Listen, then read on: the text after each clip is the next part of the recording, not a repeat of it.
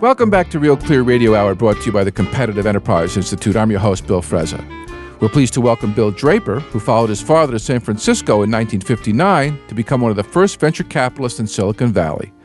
Bill went on to found Sutter Hill Ventures, which is still going strong, and is the author of The Startup Game, a memoir of his 50 years in the business. Bill, welcome to the show. Thank you very much. Glad to be here. Bill, as one of the founders of an industry that transformed America, you've seen and made risky investments in startups across every business cycle since JFK was in office and under regulatory regimes that have changed dramatically. Take us back to the early days when you were the first venture capital investor in what would become Silicon Valley. What was the economic climate like back then? When I came out here in 1959, there was nothing called Silicon Valley. There was nothing called venture capital. There were two venture capital companies in New York. One was the Rockefellers and one was J.H. Whitney. Yep. And those were family companies. And there was American Research and Development, which had been started by General Dorio up in Boston. And out here, the term venture capital wasn't known, but we started, and the first firm in Silicon Valley was Draper, Gaither, and Anderson. And it was situated on the Stanford campus. And actually, at that time, I was one of 5 young guys that was a part of it. It was my father that was the Draper in that organization. And he had run the Marshall Plan out of Paris. And Averell Harriman had suggested that he get a deputy, and that was General Fred Anderson, who had run the 8th Bomber Command out of London. And the two of them worked together for about 3 or 4 years in Paris running the Marshall Plan. And they decided to come out to California because they had both been out here. My father had been an investment banker and with Dillon Reed in New York.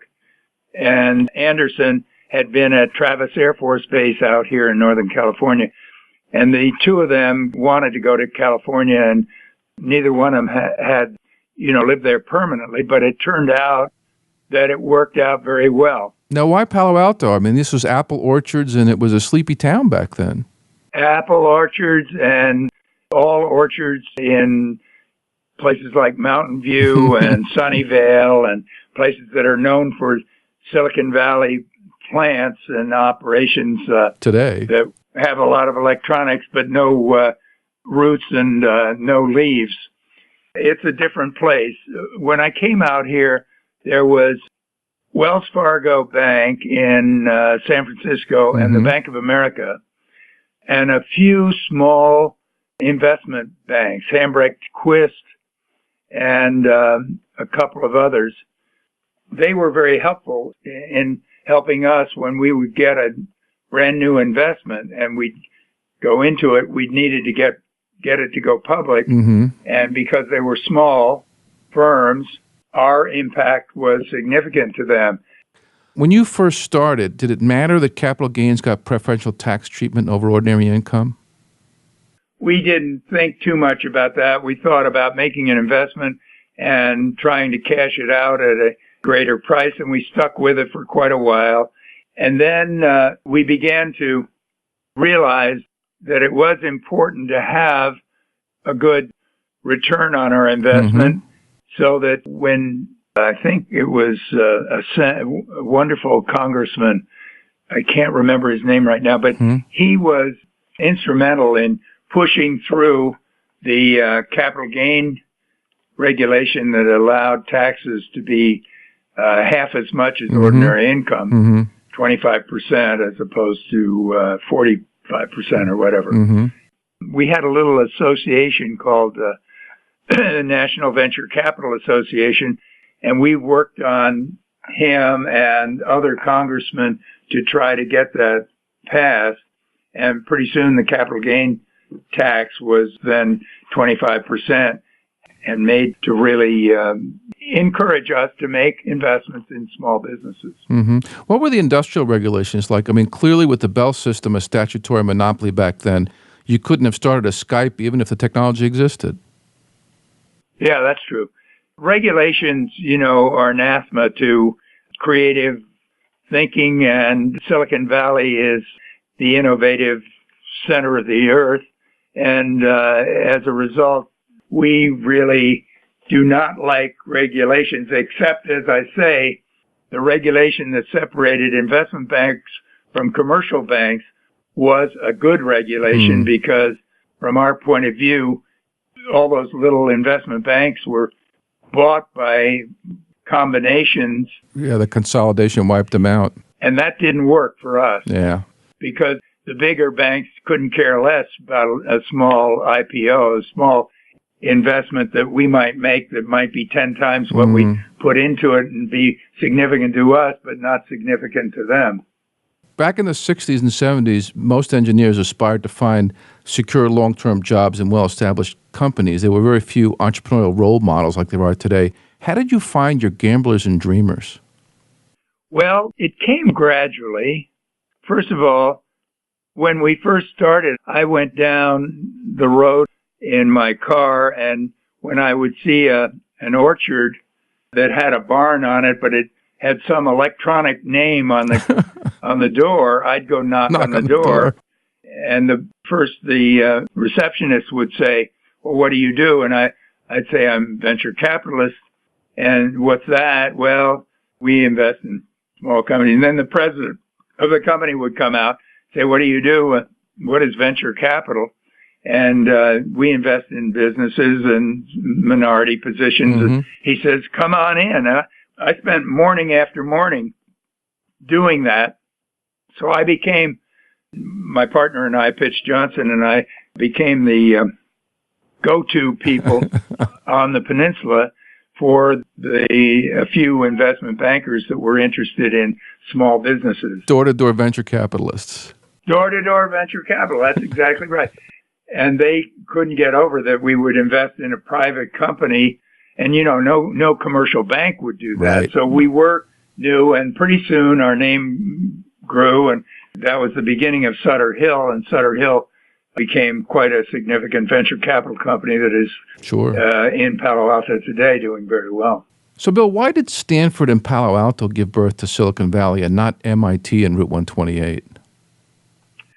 Well, there was Route 128 in Boston, and there were a couple of very good companies that came out of Boston. We backed Apollo Computer, which was in Boston, and that's a story in and of itself because we brought in the Rockefellers to participate with us. It's about a $3 million deal. We took $2 million, and they took $1 million. Then I got a call from the Rockefellers saying they had one out here in the valley, and I had hired a young man, a mathematician from Yale, and I sent him out on his own to look at the deal. He came back and said, well, they kept me waiting for a half hour, and they were very arrogant. And anyway, it's $18 million valuation. And I said, well, let's turn it down. Yeah. Well, that was Apple Computer. The one that got away. The one that got away. But, it wasn't his fault. He had only been with me for about a month.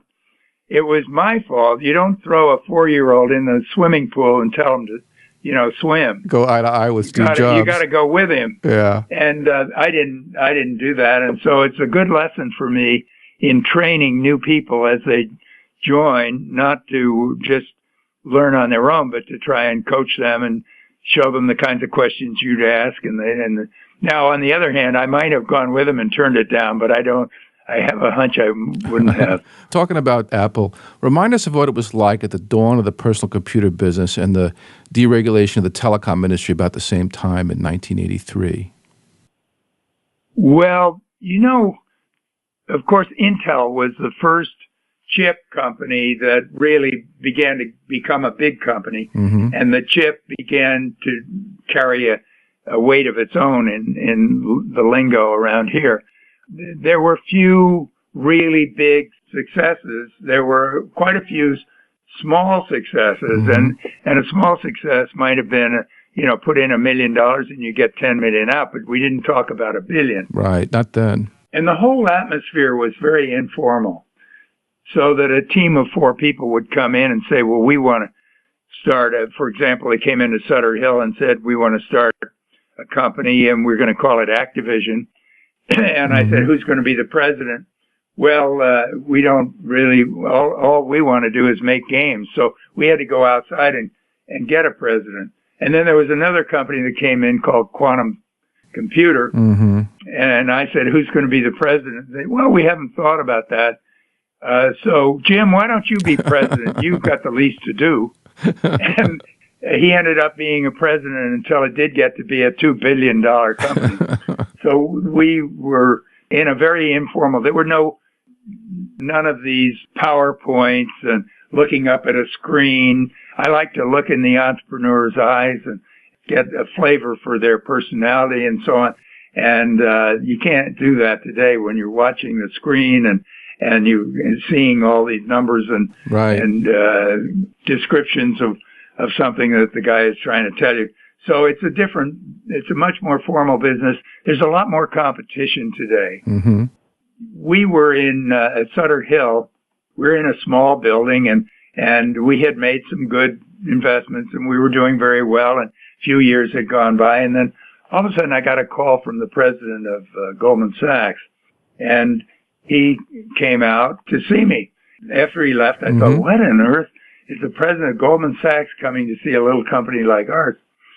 Well, that was the beginning, and the money just rushed in. I didn't realize at the time that, our returns, which varied from 25% to 40% per year growth, was terribly important, and they realized that how about spectacular? There was being a lot of money being made out here. And so they poured money into the Valley. And of course, what's happened is it's now a highly competitive business. The returns have gone way down for venture capitalists, but it's great opportunity for entrepreneurs. And it's a great chance to get a company started. And if one venture capitalist doesn't like it on Sand Hill Road, you go down to knock on the door of the next one. And the competition is very heavy. And so as a venture capitalist, I really don't like it anymore that much. And in fact, I'm totally full-time now on a nonprofit organization called Draper Richards Kaplan that is like venture capital for nonprofits. We help health and education and immigrants, wounded veterans, all kinds of things. We've done about 75 of these. We give them $300,000 and a lot of coaching. And that has worked out for me very good as a transition because it's very similar to venture capital. But anyway, on regulations, we have more regulations now and less profit all around for the entrepreneur and for the venture capitalist. Many things changed after the dot-com bubble collapse. How did Sarbanes-Oxley regulations affect venture capital investing? Sarbanes-Oxley has been painful for small businesses simply because it just requires so much legal work, and it's a hassle to prepare all the statements and the numbers and for a young company before it can go public, and it's very sad situation. Sarbanes-Oxley was a bad mistake. Well, it certainly pushed a lot of regulations that might make sense for giant public companies down into the boardroom. I remember trying to do valuations using Black-Scholes on a company that didn't even have a product yet. Yeah.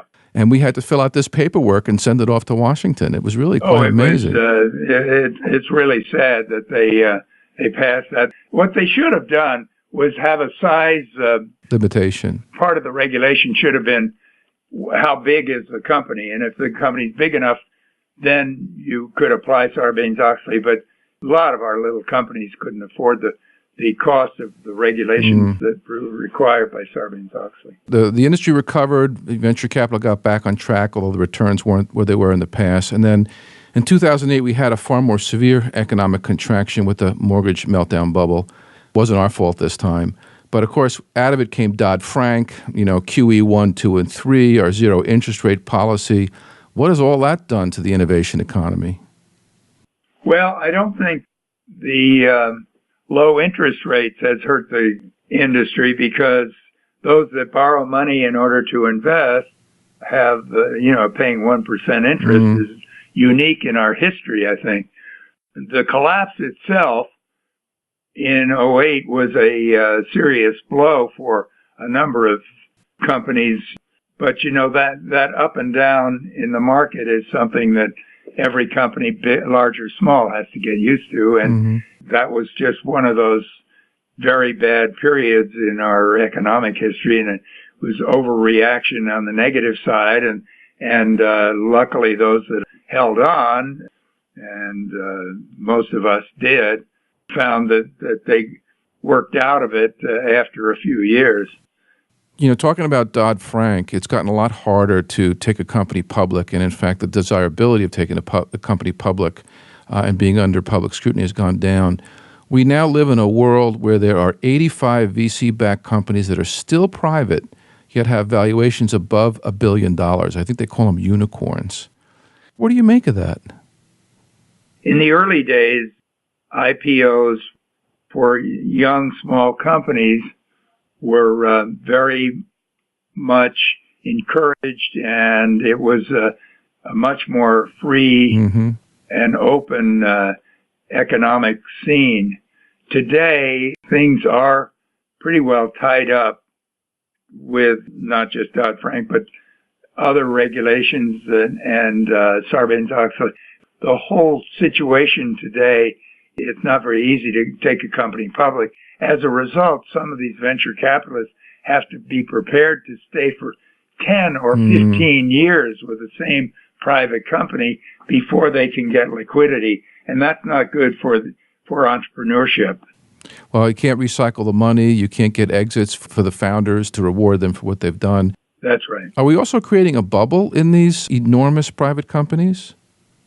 I don't think so. I think what is happening, though, whenever you can't have liquidity, it makes missed opportunities for doing things that you might have been able to do. We in the Valley are known for our innovation and creativity and new ideas, new products. And sometimes the company can't get a hold of the cash to do that if it can't go public. And the liquidity of the venture capitalist is restricted. So that venture capitalist can't take the money out of that company and put it back into some other company that might be innovative and creative and the next Apple. Bill, you met a number of world leaders during and after your years in government service, and two stand out from your memoir. First, tell us about Fidel Castro. Well, I was running the United Nations Development Program, the largest grant aid program in the world. And I went down to Cuba to see what some of our programs there, because the UN won't, mind whatever government is in place as long as the organization is a developing country. We are there to help.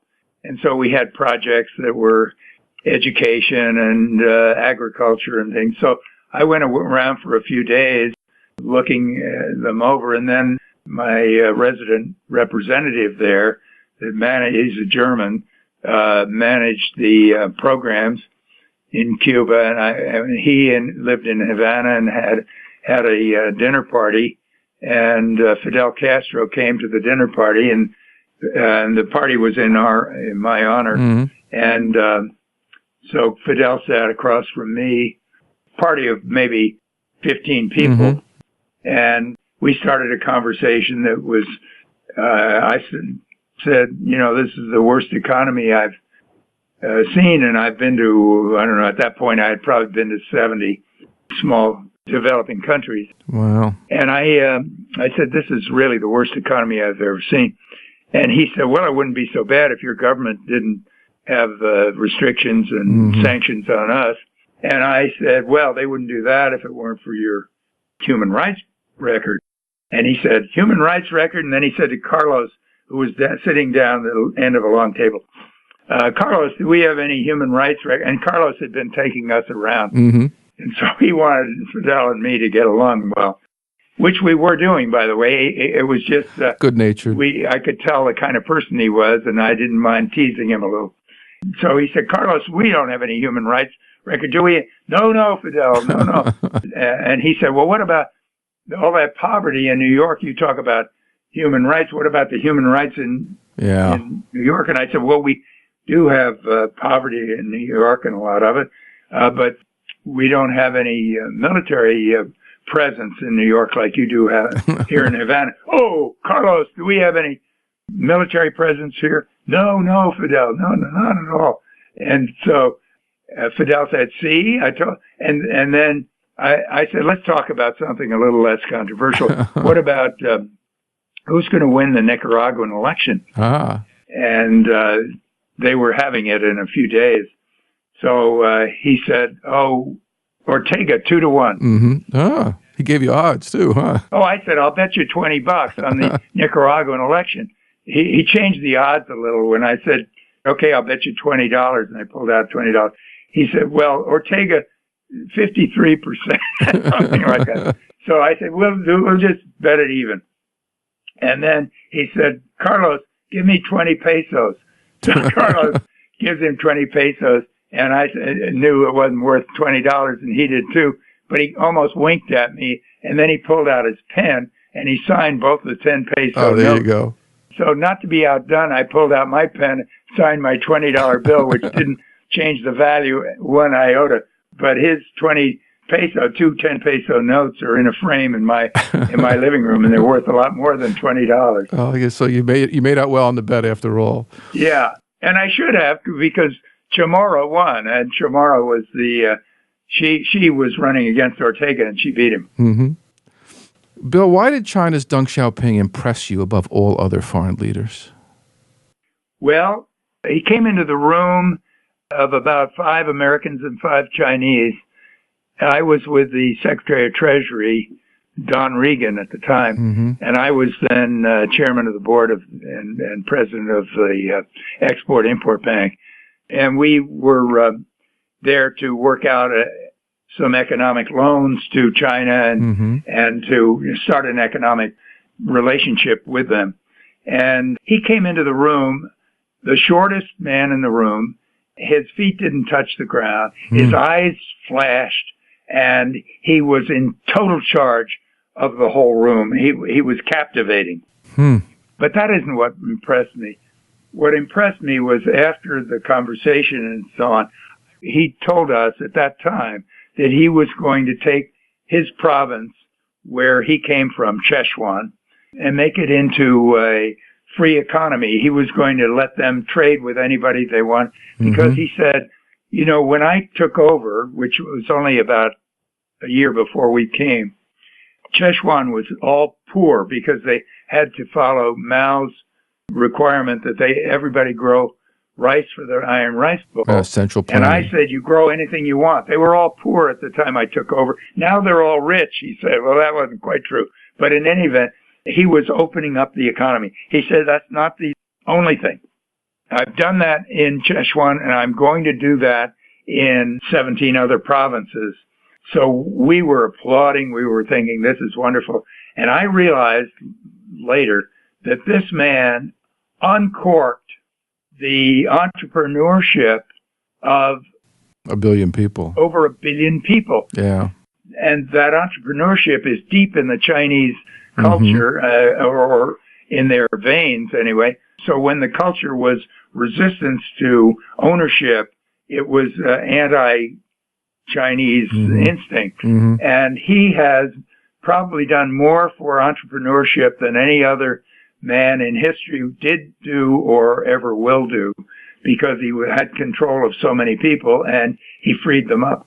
So, Bill, you're not just a son of a venture capitalist, you're a father of a venture capitalist, Tim Draper, who has, of course, gone on to great glory and is a successful investor in his own right. What advice do you give to other fathers trying to teach their children how to find a good balance between prudence and risk-taking? First, I would say, go with your instinct. Listen to your father, but don't be afraid to listen to other advice. And then, in a balanced way, approach your life, not worrying about what will happen in 25 years, but what will happen in the next 5 years, and try to get a good education if you want to go into business, get the best education of that type you can, and part of it will be just to join a company to learn how it's done, and then take risks when you've reached a certain period in your life where the risk is obviously going to lead to a bigger reward, and the dangers of the risk are not as great as the opportunities for success. Bill, it's been wonderful chatting with you. Thanks so much for being on the show. Hey, I enjoyed it very much, and you got a great show, and I'm really appreciative of being on it. Good luck to you. That was Bill Draper, honored elder statesman of the venture capital industry, here on Real Clear Radio Hour, brought to you by the Competitive Enterprise Institute. I'm your host, Bill Frezza. Real Clear Radio Hour is produced in conjunction with Real Clear Politics, America's premier independent political website. Please stop by realclearradio.org or check out our channel on YouTube to stay up to date on our podcasts. That wraps up our show for this week. Please join us next week, same time, same station. See you then.